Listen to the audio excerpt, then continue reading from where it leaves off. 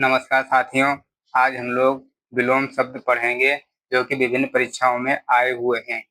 सबसे पहले मैं ये बता दूं कि जो लोग नए क्लास में आए हुए हैं उनको इतनी जल्दी से क्लास समझ में नहीं आएगी। जो पहले से हिंदी पढ़ चुके हैं उनके समझ में आएगी। जो लोग नए नए आए हुए हैं वो 2-4-10 दिन अभी सिर्फ इसको देखें और जो जो पॉइंट मैं बता रहा हूँ उसे नोट डाउन करते रहें और उसको रिवाइज करते रहें। फिर 1 हफ्ता 10 दिन में ऐसा दिन आएगा जो उनको अच्छे से समझ में आने लगेगी। हिंदी एक ऐसा सब्जेक्ट है जिसमें बहुत अच्छा स्कोर होता है और 25 से 30 नंबर के क्वेश्चन पूछे जाते हैं उत्तर प्रदेश सरकार में। जैसा कि आप लोग जानते हैं यूपी पेट में एग्जाम डेट आ गई है, 6-7 सितंबर को है। और उसके बाद आप लोग आराम से यूपी पेट की तैयारी करिए। इसके बाद दुनिया भर की वैकेंसी आने वाली है 2026 में, जो कि लेखपाल और बीडीओ की होंगी, यूपीपीसीएस लोअर की होंगी, जूनियर असिस्टेंट की होंगी। इनमें हिंदी भर भर के पूछी जाती है और जो लोग अभी से तैयारी करेंगे उन्हीं का सिलेक्शन होगा। और ये क्लास सिर्फ सिलेक्शन के लिए, ना कि टाइम पास करने के लिए। जो लोग सीरियस हैं उन्हीं के लिए ये क्लास उपयोगी होगी। और ये क्वेश्चन हम लोग ऐसे लाते हैं जो कहीं ना कहीं आए हुए और हूबहू यही देखने को पेपर में मिलेंगे। हम ऐसे क्वेश्चन नहीं ला रहे हैं जो बिल्कुल हलवा हो और आप लोग एग्जाम में बैठे हैं आपको देखने को ना मिले और यहाँ सॉल्व करने में मजा आए, ऐसा नहीं होगा। यहाँ पे क्वेश्चन वही होंगे जो आराम से हर एग्जाम में पूछे जाते हैं और पूछे जाने की संभावना है। चलिए बिना देरी किए शुरू करते हैं। देखिए क्वेश्चन नंबर पहला है, औरस का विलोम है। पहला पहली चीज हम आपको बता दें कि औरस औरस का मतलब क्या होता है। औरस का मतलब होता है वैध पुत्र। वैध पुत्र मतलब जो अपनी पत्नी के द्वारा उत्पन्न पुत्र होता है उसे औरस पुत्र कहते हैं। तो इसका विलोम क्या हो जाएगा। देखिए नीरस मतलब नीरस, इसका तो कोई मतलब है नहीं, तो ये नीरस नीरस होता है, इसे कुछ होता नहीं है तो इसे काट दो। प्रापक का भी कोई मतलब नहीं होता, वीरस का कोई मतलब नहीं होता। दत्तक, दत्तक का मतलब होता है गोद लिया हुआ पुत्र, यानी कि ये वैध पुत्र है, ये गोद लिया पुत्र हो गया। तो ये आपका सही हो गया। दूसरा एक और आपको विकल्प देखने को मिलता है इसकी जगह पे, जारज।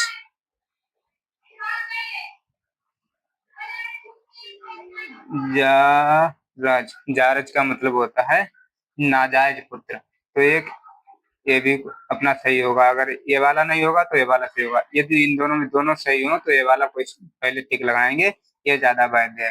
तो औरस का जारज होता है, जारज नहीं हो तो फिर दत्तक पुत्र लगाएंगे। फिर हम लोग क्वेश्चन नंबर 2 पे चलते हैं।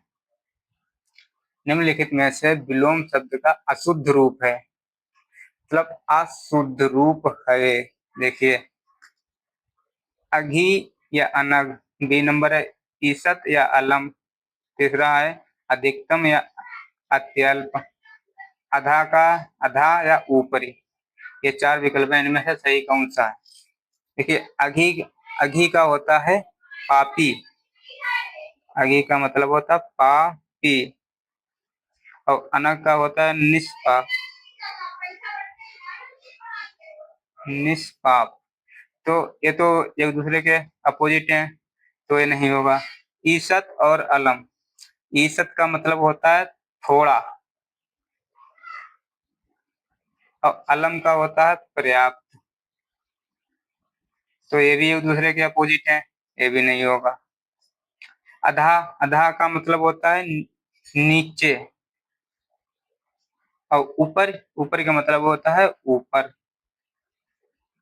तो ये भी नहीं होता है। अच्छा ऊपर की जगह पे एक और आता है ऑप्शन ऊर्ध्व,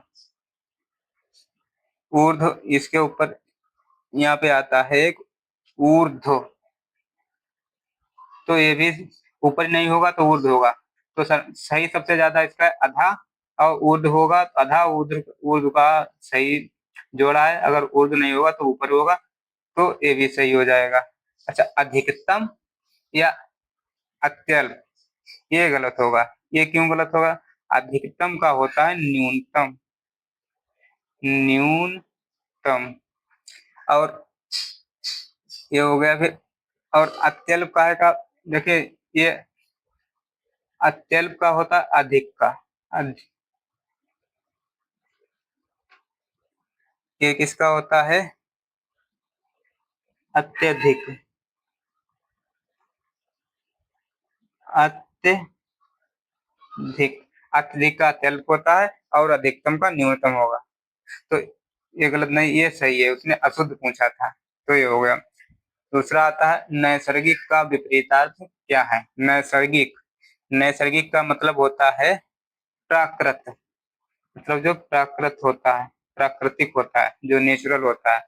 अच्छा, और नैसर्ग नैसर्ग और नैसर्गिक। नैसर्ग का होगा तो प्राकृत होगा। देखिए, नैसर्ग, निसर्ग, निसर्ग, और निसर्ग में इक बना, इक लगा दोगे तो ये नैसर्गिक हो जाएगा। इसी तरीके से प्राकृत में इक लगा दोगे, जो कि मैंने पिछली क्लास में नियम बताया था, इक वाला अपने पहली वाली मात्रा को बड़ी मात्रा कर देगा, तो ये नैसर्गिक में हो जाएगा, ये प्राकृतिक हो जाएगा। तो देखिए, नैसर्गिक का नैसर्गिक, नैसर्गिक है प्राकृतिक, और कृत्रिम का होता है मतलब आर्टिफिशियल, जो हाथ से बनाया जाता है।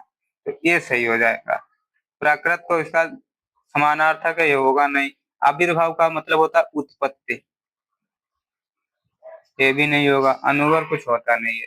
क्वेश्चन नंबर हम लोग 4 पे देखते हैं। इनमें से प्रथम का उपयुक्त विपरीतार्थ क्या है?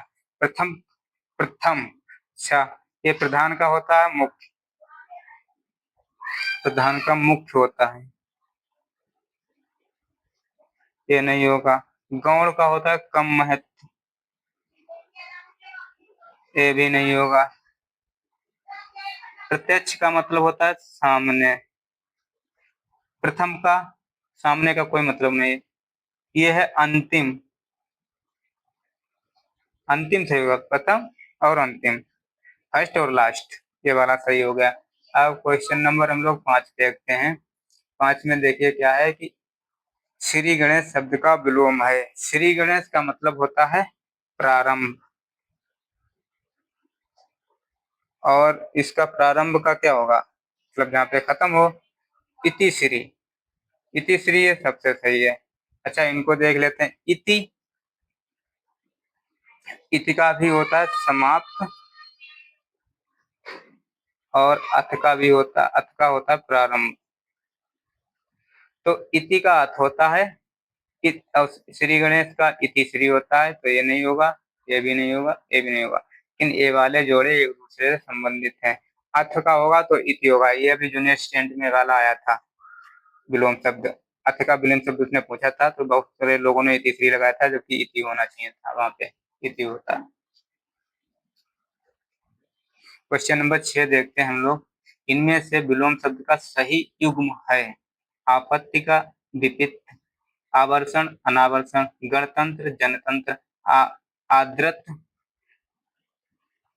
तिरस्कृत।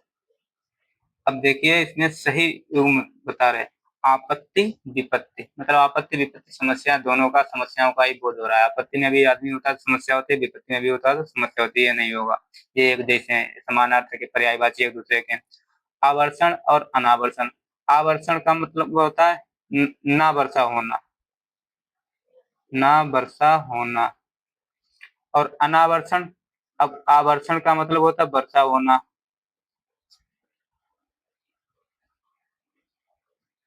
अब इसमें जब अन लगा दें प्लस आवर्षण, अन, अन लगाने से ना का भाव आता है, तो यहाँ पे भी ना वर्षा होना का आ रहा है, ना वर्षा होना, तो ये भी नहीं होंगे। तो इसमें का भी मत, आवर्षण का, आवर्षण का भी ना वर्षा होना और अनावर्षण का भी वर्षा ना होना, ये दूसरे के पर्यायवाची हैं, ये भी नहीं होगा। गणतंत्र और जनतंत्र।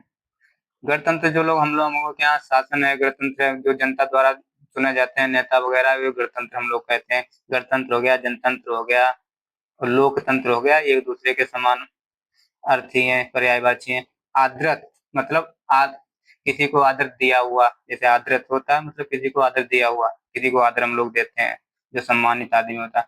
तिरस्कृत मतलब उसको झुंझारते हैं, तिरस्कृत मतलब उसको आदर नहीं देते हैं, तो ये एक दूसरे का ये अपोजिट है, ये सही है।